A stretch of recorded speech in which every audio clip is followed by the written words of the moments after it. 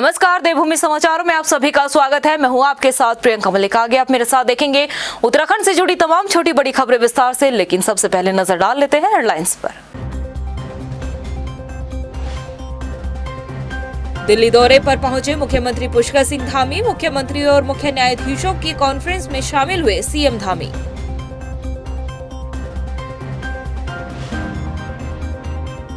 चारधाम यात्रा पर आने वाले यात्रियों और श्रद्धालुओं की सीमाओं पर नहीं होगी कोविड जांच। सीएम धामी के निर्देश पर भ्रम की स्थिति साफ। राष्ट्रीय खेलों की मेजबानी के लिए उत्तराखंड तैयार। 2024 में खेलों के आयोजन का रखा गया लक्ष्य। करीब 500 करोड़ का आएगा खर्च। केंद्र से होगी बजट की मांग। और रुड़की में सरकार का नहीं बल्कि दबंगों का चला बुलडोजर। बिना किसी नोटिस के मकान को किया ध्वस्त। प्रशासन बेखबर। पीड़ित परिवार लगा रहा न्याय की गुहार। और अब हेडलाइंस के बाद बुलेटिन में खबरें विस्तार से। मुख्यमंत्री पुष्कर सिंह धामी ने सीएम पोर्टल को सीएम हेल्पलाइन 1905 के साथ इंटीग्रेट कर दिया है। आम जनता को अब अलग अलग जगहों पर शिकायत नहीं देनी पड़ेगी। 1905 टोल फ्री नंबर पर शिकायत दर्ज कराई जा सकती है, जिसके बाद इन शिकायतों के समाधान के लिए संबंधित विभाग को निर्देश दिए जाएंगे। मुख्यमंत्री पुष्कर सिंह धामी ने कहा कि राज्य सरकार का प्रयास है कि जन समस्या और शिकायतों का समय से निस्तारण हो। उन्होंने कहा कि मुख्यमंत्री हेल्पलाइन नंबर 1905 अपनी सरकार पोर्टल और भ्रष्टाचार मुक्त उत्तराखंड ऐप 1064 की हर 15 दिन के बाद समीक्षा की जाएगी।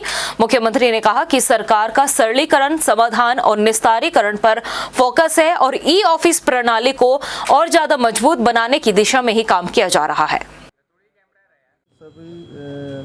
हमारी सरकार सभी चीज़ों के सरलीकरण पर जोर दे रही है और सरलीकरण में क्योंकि जो शिकायतें आती हैं उनका ठीक प्रकार से समाधान हो, ठीक प्रकार से उनका निस्तारण हो, उसको लेकर मुख्यमंत्री कार्यालय में ऐसी व्यवस्था की गई है कि जो भी शिकायत करता है या जो भी जिनकी जो भी ज़रूरत समस्या जो भी यहाँ पर अपने आवेदन के माध्यम से देंगे वो सीधे रजिस्टर्ड होगी। रजिस्टर्ड होने के बाद 1905 हेल्पलाइन में जाएगी और संबंधित विभाग को चली जाएगी और उसका एक डाटा यहाँ पर बना रहेगा।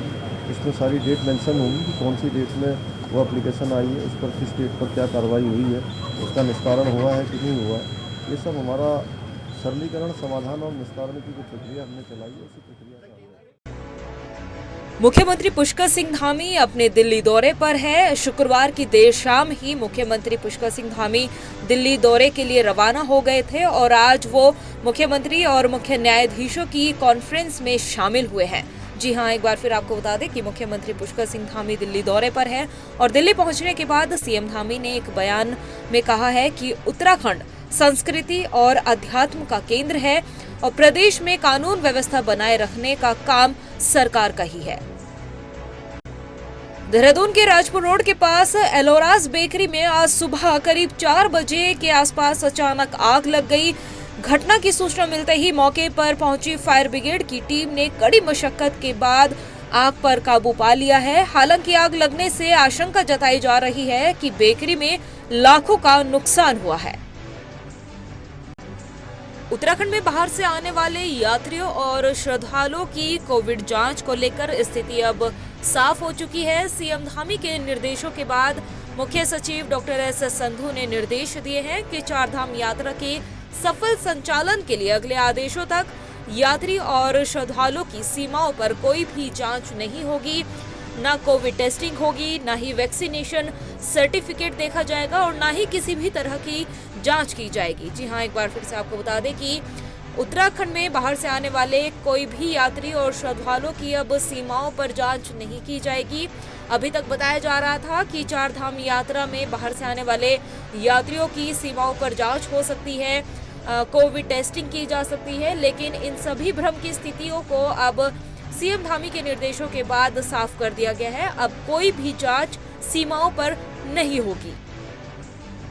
उत्तराखंड की राष्ट्रीय खेलों के आयोजन को लेकर तैयारी अभी से शुरू कर दी गई है। खेल मंत्री रेखा आर्य ने भी खेल विभाग के अधिकारियों को 2024 में राष्ट्रीय खेलों की मेजबानी को लेकर तैयारी करने के निर्देश दिए हैं। लेकिन क्या 2024 में राष्ट्रीय खेलों का आयोजन होगा, इसको लेकर अभी सवाल उठ रहे हैं।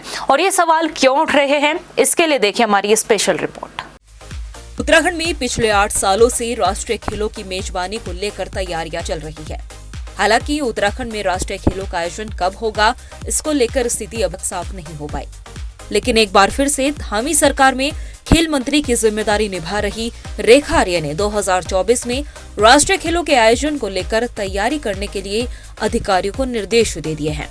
उत्तराखंड में राष्ट्रीय खेलों की मेजबानी के लिए इसलिए भी समय लग रहा है क्योंकि अभी 36वें राष्ट्रीय खेल गोवा और उसके बाद 27वें राष्ट्रीय खेल की मेजबानी छत्तीसगढ़ को करनी है। लेकिन दोनों राज्यों में अभी तक राष्ट्रीय खेल नहीं हो पाए, जिसकी वजह से उत्तराखंड में राष्ट्रीय खेलों के आयोजन को लेकर देरी हो रही है। लेकिन बताया ये भी जा रहा है कि अगर उत्तराखंड की तैयारियां पुख्ता रही तो 38वें राष्ट्रीय खेल से पहले ही 37वें राष्ट्रीय खेल की मेजबानी उत्तराखंड को मिल सकती है। 30वां राष्ट्रीय खेल जो कि जिसके आयोजन का या जिसकी मेजबानी का मौका जो है उत्तराखंड को मिला है, उसकी तैयारियों में भी हम लोग लगे हुए हैं। हमारा लक्ष्य है कि 2024 में इस खेल का आयोजन हो पाए।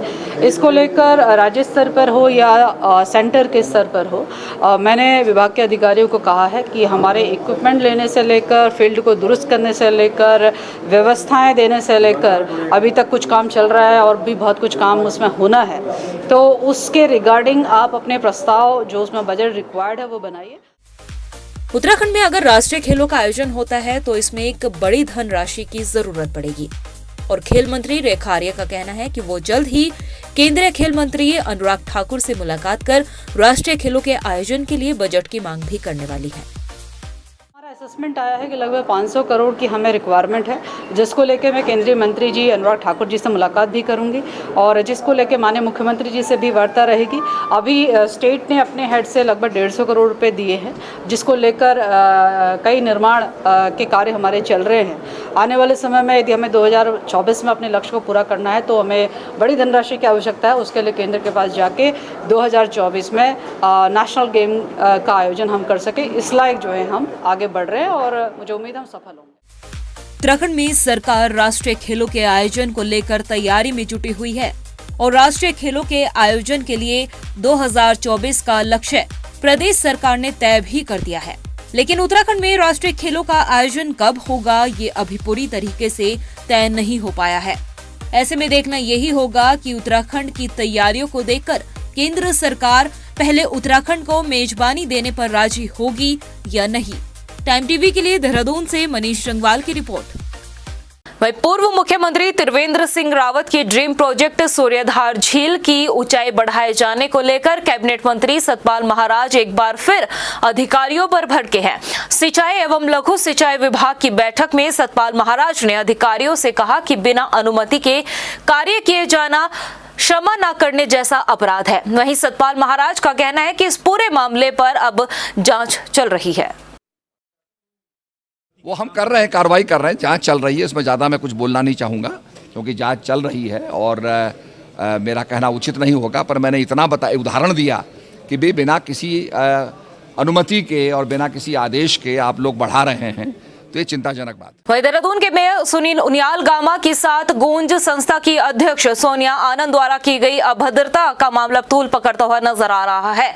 बीजेपी पार्षद लामबंद हो गए हैं। इस पूरे मामले पर बीजेपी पार्षदों ने नगर आयुक्त का भी घेराव किया और उनसे सहस्त्रधारा रोड स्थित निगम की जमीन पर सोनिया आनंद द्वारा किए गए कब्जे को हटाने की मांग की गई है। वहीं पार्षदों ने एसएसपी को भी एक ज्ञापन सौंपा है, जिसमें उन्होंने सोनिया आनंद पर उचित धाराओं में मुकदमा दर्ज करने की भी मांग की है।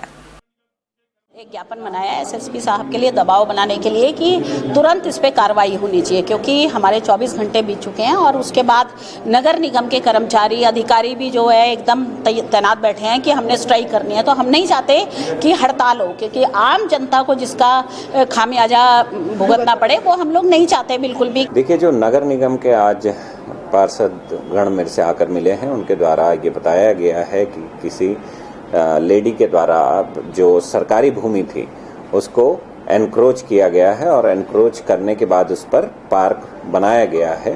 तो इसमें मेरे द्वारा उनको आश्वासन दिया गया है कि जो भी पुलिस की मदद निगम को चाहिए होगी तो वो हम उनको मदद देंगे और जो भी शिकायतें हैं उनकी और जो भी आरोप हैं उनके खिलाफ जांच की जाएगी। और पर्यटकों की बढ़ती आमद को देखते हुए देहरादून पुलिस ने ट्रैफिक मैनेजमेंट के लिए एक नया प्रयास किया है। अब वीकेंड पर मोटरसाइकिल से जाने वाले पर्यटक मसूरी नहीं जा सकेंगे। इसके साथ ही कार सवार यात्री जिनकी होटल में बुकिंग नहीं होगी उन्हें भी मसूरी के पहले क्रिंगैंग पर रोक दिया जाएगा। जिन यात्रियों की होटल में बुकिंग होगी उन्हें ही आगे एंट्री मिलेगी। आपको बता दें कि क्रिंगैंग पर करीब 250 गाड़ियों की पार्किंग बनाई गई है। देखिए, बेसिकली क्योंकि ट्रैफिक का दबाव काफ़ी बढ़ जाता है वीकेंड में, तो ये हमारी पहल है। इसका रिजल्ट हम बाद में देखेंगे। तो इस बार हमने सोचा है कि जो वीकेंड है, अगर बहुत भारी वीकेंड रहता है तो इसमें जो बाइकर्स हैं जो केवल बिना बुकिंग के सिर्फ मस्ती के लिए जाते हैं उनको हम कुठाल गेट पर रोक देंगे ताकि वहां पर ट्रैफिक कंजेशन ना हो मसूरी पे। जिस घर आंगन में आपका बचपन और जवानी के पल गुजरे हो, जिस घर से आपकी ढेर सारी यादें जुड़ी हो, जिस घर को आपने अपने हाथों से सजाया हो, अगर उस घर पर आकर कोई कब्जा करना चाहे या फिर उस पर बुलडोजर चला दे तो आपके दिल पर क्या कुछ गुजरेगा ये शब्दों में कह पाना थोड़ा मुश्किल होगा। लेकिन ऐसा ही एक मामला रुड़की से सामने आया है जहां पर कुछ दबंगों ने एक रिहायशी मकान को बुलडोजर से ध्वस्त कर दिया। क्या है पूरा मामला, ये आपको इस रिपोर्ट में दिखाते हैं।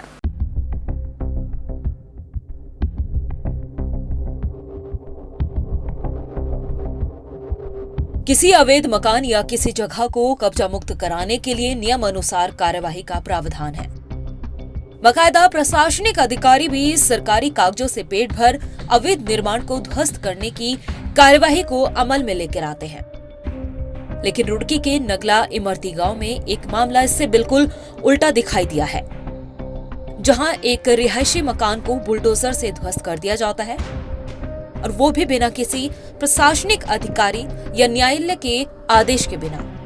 और एक ही पल में छत के नीचे रहने वाला वो परिवार खुले आसमान के नीचे आ गया। पीड़ित परिवार का आरोप है कि निर्माण ध्वस्त करते समय क्षेत्रीय पुलिस मौके पर मौजूद रही और पुलिस की शय पर ही दबंगइयों ने उनके घर पर बुलडोजर चलाया है। हम थे नहीं इधर, हम डॉक्टर के लिए जा रखे थे। इनने सारे तो डंगर खोल के भगा दिए।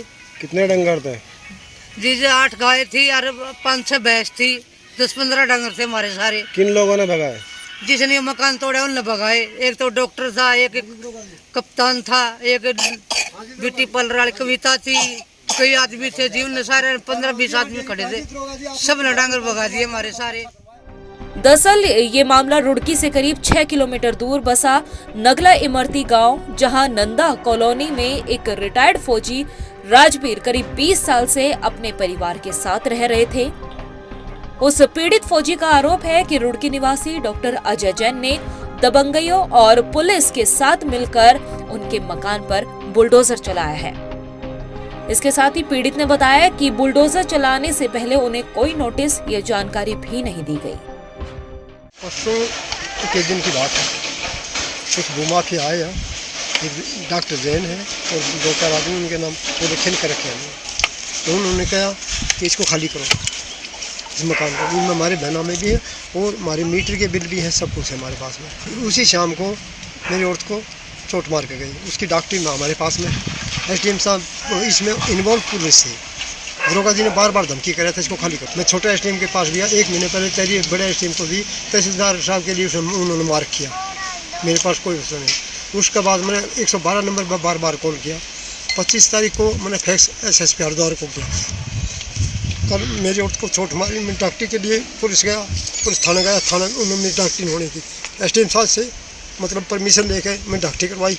उसी दौरान मेरा पोता पोती यहाँ कमरे बने थे, JCB वहीं इस पूरे मामले में जब रुड़की तहसीलदार चंद्रशेखर वशिष्ठ से हमने जानकारी जुटानी चाही तो हैरान कर देने वाली बात सामने आई, और वो ये कि इस पूरे प्रकरण के बारे में तहसीलदार को कानो कान भनक भी नहीं है। तहसीलदार ने बताया कि मकान को ध्वस्त करने जैसी कोई जानकारी उनको नहीं मिली है। मेरे स्तर पर किसी प्रकार की सूचना नहीं थी, किसी के भवन को तोड़ा जा रहा है, किसी संपत्ति को नुकसान पहुंचाया जा रहा है, इसकी मेरे पास कोई भी सूचना नहीं थी। और जैसे हमें सूचना मिली है तो प्रॉपर हमारी टीम वहाँ पे गई है और पूरे अभिलेखों के साथ मौके की क्या स्थितियाँ रही होंगी उसकी हमारे पास रिपोर्ट आ रही है। देखिए, नियम विरुद्ध अगर चीज़ें हुई होंगी तो उसके लिए तो कार्रवाई प्रस्तावित। एक तरफ दबंगइयों के हौसले बुलंद और दूसरी तरफ प्रशासन बेखबर, और इन सब का खामियाजा एक बेकसूर परिवार को भुगतना पड़ रहा है। अब देखना यह होगा कि इस पीड़ित परिवार को न्याय मिलेगा या फिर दबंगइयों के हौसले इसी तरह परवान चढ़ते रहेंगे। टाइम टीवी के लिए रुड़की से अरशद हुसैन की रिपोर्ट।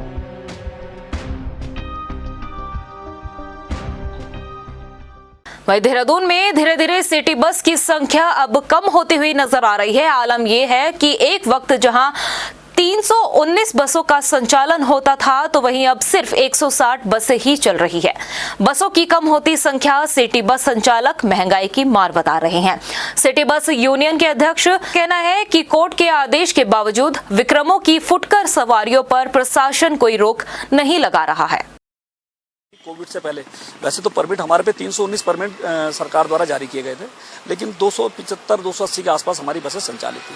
लेकिन कोविड के बाद अचानक फिर धीरे धीरे करके ये समाप्त होने अग्रसर हुई और अब आप देखोगे पहले तो कुछ सवारियां कम है और जो सवारियां भी है वो विक्रम और ई रिक्शा, पहले जो 2016 से पहले एक भी रिक्शा नहीं था। अगर 5000 ई रिक्शा सड़कों पे हैं तो कहीं ना सवारी तो वही सिटी बसों की ही तो ढोर है। तो इस वजह से जो है सिटी बसों को जो है अब समाप्ति की कगार पे। वहीं देहरादून के 6 थाना क्षेत्रों में कल देर शाम 6 महिलाओं को निशाना बनाया गया और 5 महिलाओं से चैन लूट की वारदात को अंजाम दिया गया, जबकि एक महिला सतर्कता से खुद को बचाने में कामयाब रही। 4 घंटे के भीतर ये 6 थानों के बीच में ये वारदात हुई है और पुलिस अभी तक आरोपियों को पकड़ने में नाकामयाब है। एसएसपी का कहना है कि आरोपियों का हुलिया मिलने के बाद सभी थानों में उनकी फोटो सर्कुलेट कर दी जाएगी और जल्द ही आरोपियों की गिरफ्तारी कर ली जाएगी।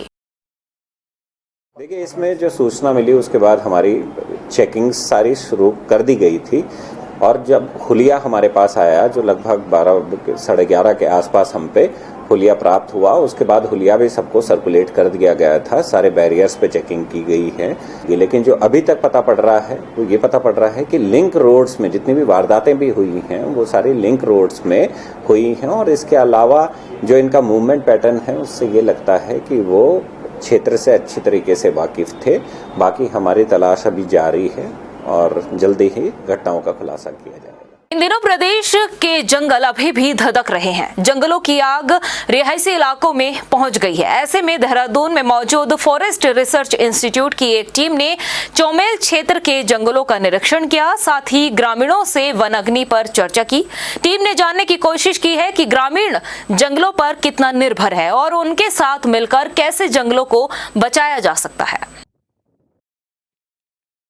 को एवेल्यूएट करने के लिए, मूल्यांकन करने के लिए जो भी फॉरेस्ट के आसपास जंगल है, जो भी जंगलों के आसपास जो भी गांव है, उनकी कितनी निर्भरता है जंगलों के ऊपर और क्या क्या उनको समस्याएं हो रही है और क्या उनका रुख है एक अपने जंगलों की ओर, इसका पता लगाने के लिए ऑल इंडिया में ये AICRP 12 प्रोजेक्ट चल रहा है। वहीं प्रदेश के साथ ही लोहाघाट में भी रमजान महीने के आखिरी शुक्रवार को मुस्लिम समुदाय के लोगों ने नमाज पढ़ी। इस दौरान किसी भी अप्रिय घटना की आशंका को देखते हुए पुलिस प्रशासन मुस्तैद रहा। पुलिस के पहरे के बीच नमाजियों ने मस्जिदों में नमाज अदा कर एक दूसरे को बधाई दी। हमारे थाना क्षेत्र में 3 जगह पर अलविदा की नमाज अदा की जाती है, जिस पर हमारे द्वारा ड्यूटी नियुक्त कर दी गई है और जो भी सेंसिटिव इश्यूज हैं उस पर हमारी पैनी नज़र रखी हुई है। हमारे द्वारा इस पर जो है क्या शांति समिति की मीटिंग भी ली जानी है और हमारे पे इस पर पैनी नज़र रखे हुए और सकुशल इनका त्यौहार मनाया जाएगा। उधर रुड़की में भी ईद को लेकर पुलिस प्रशासन अभी से तैयारियां कर रहा है, जिसके मद्देनजर मंगलौर में कोतवाल राजीव रोथान ने पुलिस चौकी में कस्बे के लोगों के साथ एक बैठक की है और वहां सभी मौजूद लोगों ने शांतिपूर्वक तरीके से ईद मनाए जाने पर भी चर्चा की है। जो है कस्बा चौकी लड्डौर बाजार में ये जो आगामी ईद को लेकर बैठक ली गई थी, इसके संबंध में मौजूद व्यक्तियों संबंधित व्यक्तियों उसको बुला के बात की वार्ता की गई थी। कोई फिलहाल जो कोई उनके द्वारा कोई परेशानियाँ कोई ऐसी कोई बात बताई नहीं गई है और उनको बताया गया, हिदायत दी गई है कि जो है अपने परिवारजनों को या अपने बड़े बच्चों को इस चीज़ का वो ध्यान रखें, कोई सोशल मीडिया पर कोई ऐसी चीज़ ना जारी करे जिससे आपसी जो है व्यवस्था फैले और यदि कोई ऐसा करेगा तो उसके खिलाफ कार्रवाई की जाए। रुड़की में कांग्रेस नेता चौधरी आदित्य राणा ने इंडियन ओवरसीज बैंक के प्रबंधन पर 3,51,000 रुपए के घोटाले का आरोप लगाया है। चौधरी आदित्य ने पुलिस को बताया कि बैंक ने उनके खाते से टीडीएस के नाम पर 3 लाख से ज्यादा की रकम काट ली है। मामला जब बैंक मैनेजर से बात की गई तो कुछ दिनों में रकम के लौटाने का हवाला दिया गया, लेकिन काफी समय के बाद भी बैंक की तरफ से कोई जवाब नहीं मिला, जिसके बाद चौधरी आदित्य राणा ने मुकदमा दर्ज कराया है। आपको बता दें कि बैंक मैनेजर छुट्टी पर जाने की वजह से बैंक की तरफ से मामले पर कोई सफाई नहीं दे पाए हैं। यहाँ पे जो है 2017 से अकाउंट है और उस अकाउंट में ही मेरा सब लेन देन चलता है, करंट अकाउंट है। पिछले 1 महीने के अंदर मेरे अकाउंट से 3,51,000 रुपए जो है वो आईओबी बैंक ने काट लिए टीडीएस के नाम पे। ना मेरे को कोई इस चीज़ की जानकारी नोटिस दिया जा रहा है, ना मेरे को बताया जा रहा है कि किस लिए मेरे से डेबिट कार्ड अकाउंट में से निकाले जा रहे हैं। मैं मानसिक रूप से परेशान हूँ। 1 महीने से मैं चक्कर काटता हुआ थक गया हूँ इस बैंक के। बैंक का मैनेजर छुट्टी पे है, वो मोबाइल फ़ोन नहीं उठा रहे हैं और आज मुझे मजबूरीवश जो है इनके खिलाफ कानूनी कार्रवाई करनी पड़ी है। इनके खिलाफ मुकदमा दायर करने जा रहा हूँ मंगलौर कोतवाली में और मीडिया से रिक्वेस्ट है कि मेरी मदद करें। वहीं भगवानपुर में पुलिस ने 30 ग्राम स्मैक और 26,000 का कैश 2 युवकों से बरामद किया है, जिसके बाद 2 युवकों को भी गिरफ्तार कर लिया गया है। मामले का खुलासा करते हुए सीओ पंकज गैरोला ने बताया कि नशे के खिलाफ कार्रवाई के दौरान 2 जगहों पर पुलिस ने ये कार्रवाई को अंजाम दिया है। माड़ी चौक के पास जो ट्रक पार्किंग है इंडस्ट्रियल एरिया में, वहाँ पर कल पुलिस को सूचना मिली कि कल 2 व्यक्ति जो है मोटरसाइकिल पर आकर स्मैक की डीलिंग कर रहे हैं। इस पर जो भगवानपुर पुलिस ने वहाँ जाकर 2 व्यक्तियों को पकड़ लिया और पकड़ने पर उनकी जामा तलाशी दी गई। उनके पास लगभग 30-31 ग्राम स्मैक और 26,000 रुपये नकद हुआ एक इलेक्ट्रॉनिक तराजू जिससे वो स्मैक को बेचते हैं वो बरामद। प्रदेश की खबरों में इतना ही, फिर हाजिर होंगे कुछ खास खबरों के साथ। तब तक के लिए मुझे दे इजाजत, नमस्कार। दिल्ली दौरे पर पहुंचे मुख्यमंत्री पुष्कर सिंह धामी। मुख्यमंत्री और मुख्य न्यायाधीशों की कॉन्फ्रेंस में शामिल हुए सीएम धामी।